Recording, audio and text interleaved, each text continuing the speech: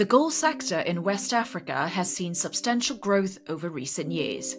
4 of the top 5 African exporters of gold are from this region: Mali, Burkina Faso, Guinea, and Ghana. Although industrial mining accounts for the majority of official gold exports, artisanal and small-scale gold mining now makes up 20% of the world's supply, and making it an important livelihood for many.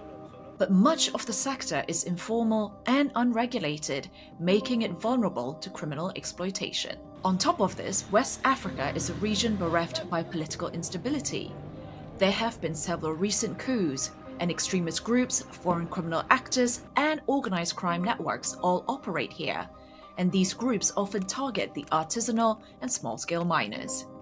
Illegal gold mining falls under the category non-renewable resource crimes in the Global Organized Crime Index, and levels across West Africa are high. On a scale of 1 to 10, Burkina Faso is at the top with a score of 8.5, and Mali is closely behind at 8. On the other hand, resilience levels across the region are low, particularly in Mali at just 2.38 out of 10. Joining me for this conversation are 2 speakers from the Global Initiative Against Transnational Organized Crime and co-authors of a recent paper titled Learnings from West Africa's Experiences in the Gold Sector. They're analysts Gideon Ofusupesa and Marcena Hunter, thematic lead on extractives and illicit flows. Gideon, can I start with you first? Now, it might seem like a small difference, but there is the difference, right, between informal and illegal mining. Could you explain what it is and why it is important to differentiate between the two? Thank you very much. So in the area of illegal mining, usually mining activities are conducted without proper authorization, permits, or compliance with, let's say, environmental regulations and mining laws. So they often involve trespassing of protected lands, operating in restricted areas, or extracting resources without the necessary licenses or permits from government authorities. They may also include exploitation of minerals, and then it can have significant environmental, social, and then economic consequences. In many cases, illegal mining operations are carried out by individuals or organized criminal groups seeking to profit from the illicit extraction and sales of minerals. On the other hand, issues around informal mining usually operate within a legal gray area or lack of formal authorization, but they may not be necessarily illegal, as I indicated. In some cases, informal miners may operate within a legal gray area due to the limited regulatory oversight or conflicting land tenure systems. So I think that a distinction between the two is very, very important. Thanks so much for that, Gideon. And you mentioned something around land tenure. I'll come back to you on that issue. But Marcena, can I turn to you next? Could you provide an overview of the artisanal and small-scale, mining sector, and why is it particularly vulnerable to criminal exploitation? As Gideon mentioned, there's a lot of gray area in between informality and criminality in the gold sector in West Africa, with a lot of mining occurring unlicensed for various reasons. And what's actually happened is that as countries have strengthened their legal regulations or made them more detailed, it's actually pushed a lot of mining from the informal sphere into the criminal or illegal sphere, making these miners more vulnerable to criminal exploitation.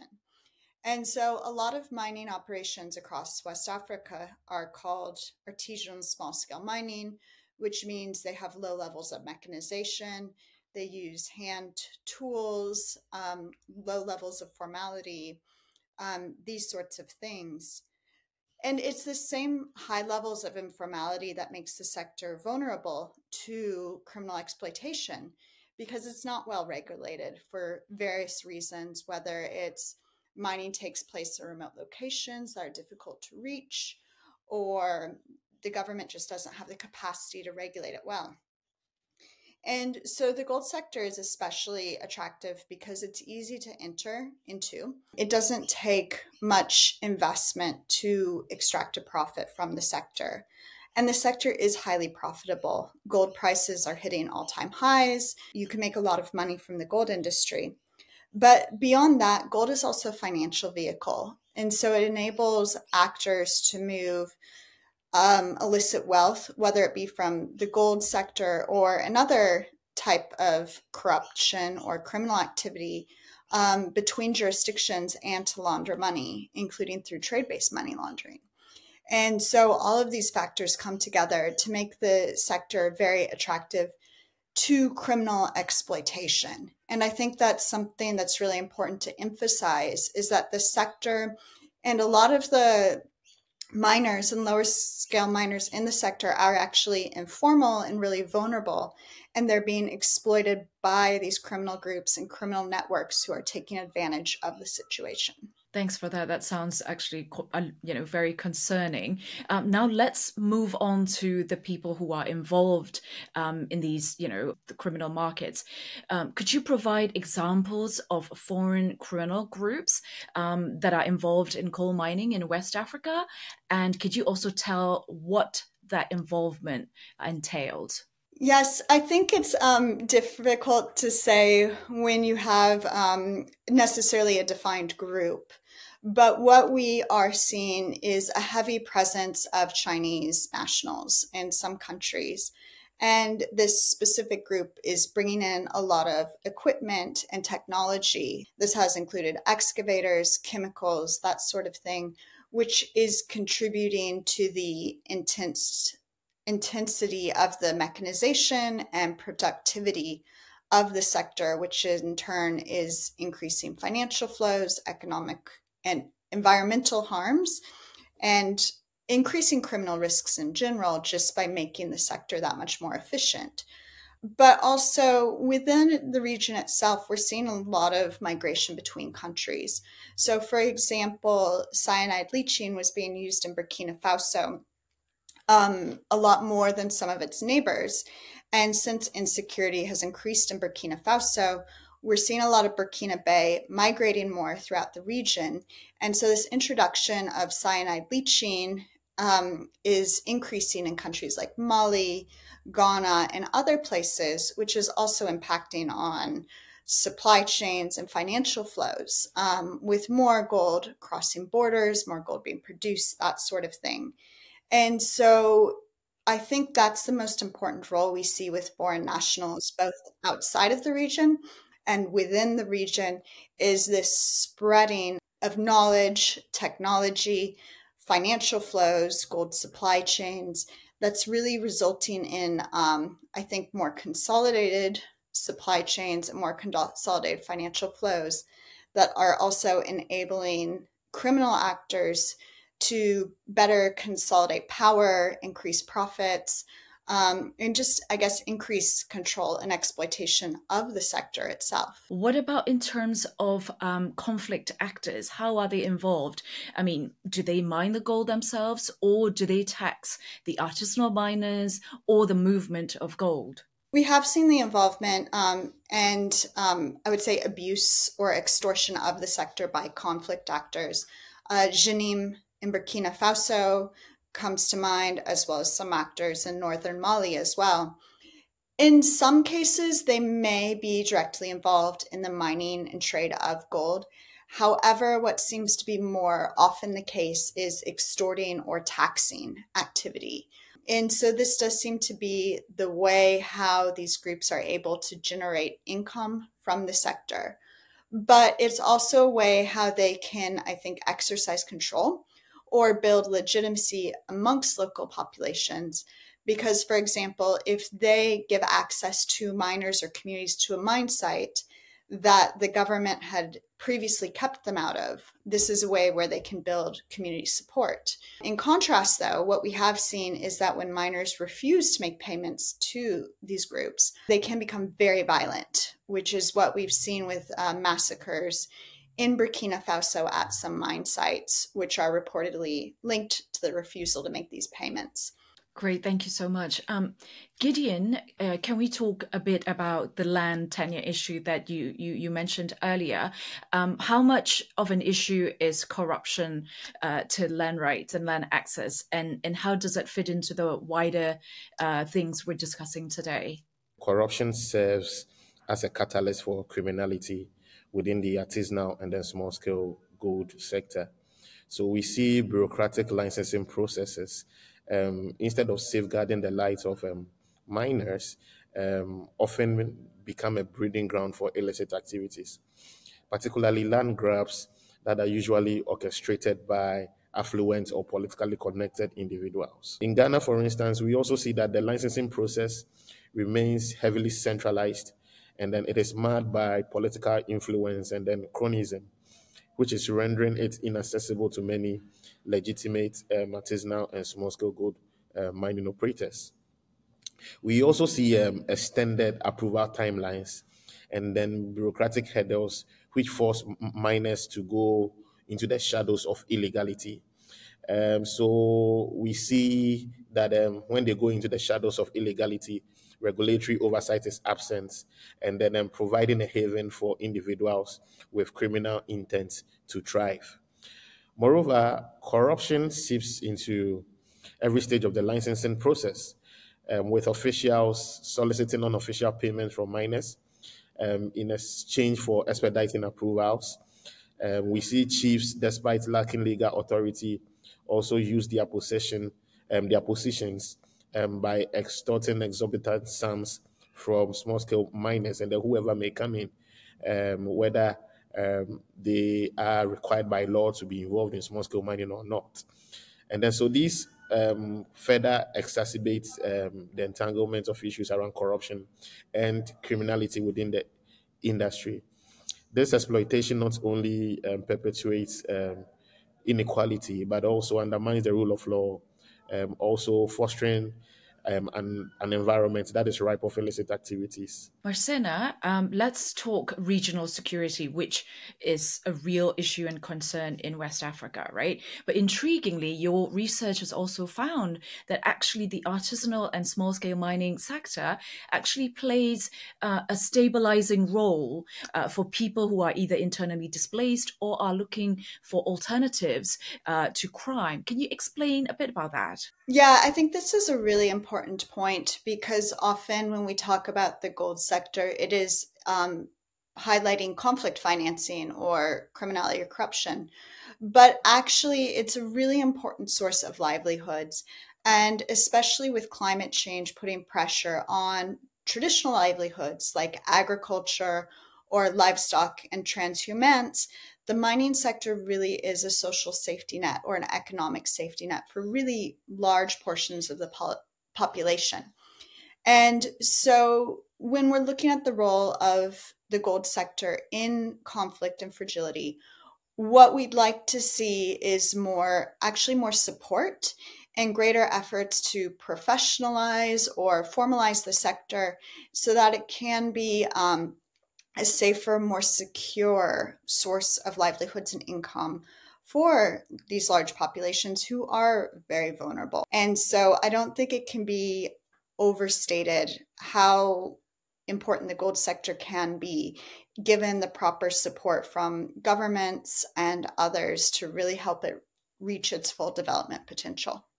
That's a really interesting perspective. Thanks, Marcena. And Gideon, just now, Marcena talked about the fact that there have been discussions about the prospect of formalizing the artisanal and small-scale gold mining sector.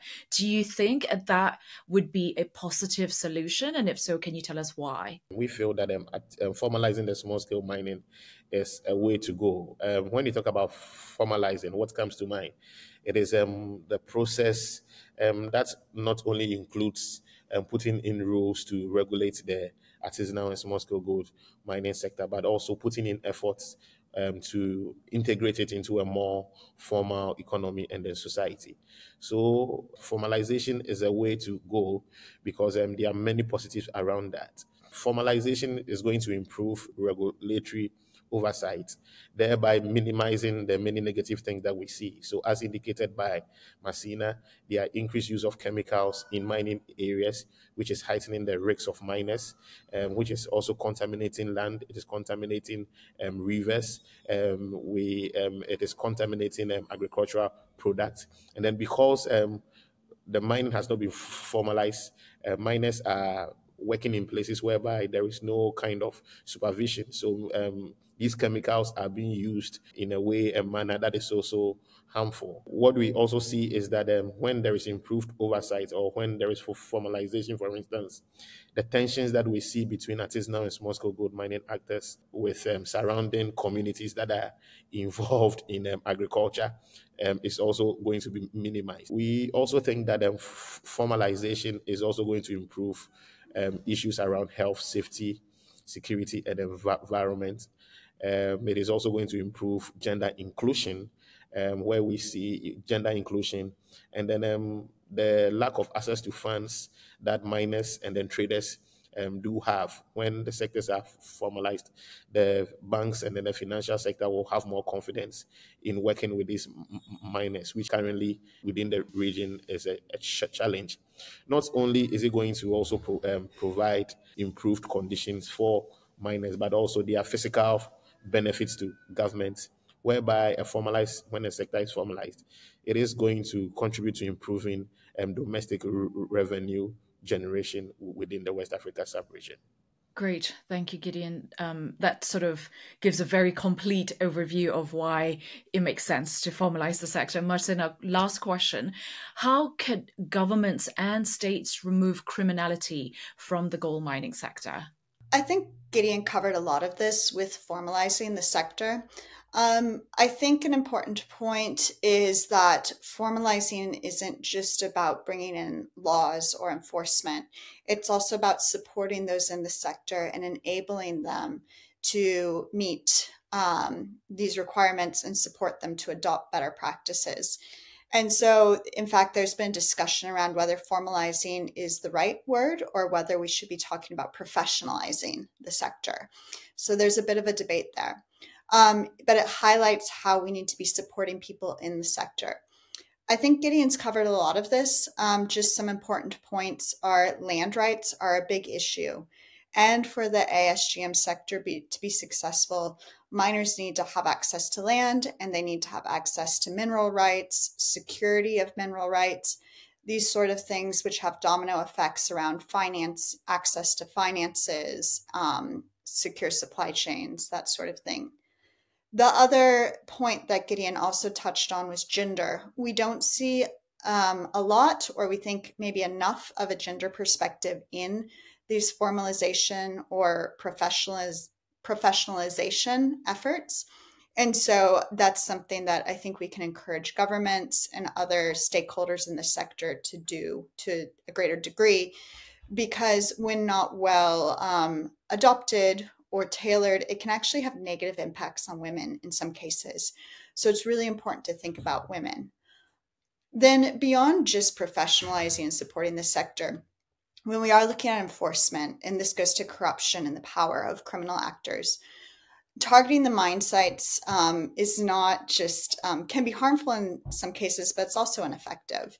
And so doing a better job of targeting pinch points or bottlenecks or the more powerful actors in these supply chains is really what we should be looking at. So looking at transit, locations, bigger dealers or traders, where gold is going, where those financial flows are going, beneficial ownership of corporations and other businesses, these sorts of things is something that we would, I think, like to see a bit more investment and encourage more of when we're actually looking at like a law enforcement response to criminality in the sector. Thank you for joining us on this episode of The Index. A special thank you to Gideon and Marcina for being part of the discussion. Head over to the Global Initiative website to read Gideon's and Marcina's paper, Learnings from West Africa's Regional Experiences in the Gold Sector. And you can also learn more about criminality and resilience in West Africa in the Global Organized Crime Index. Just head over to ocindex.net.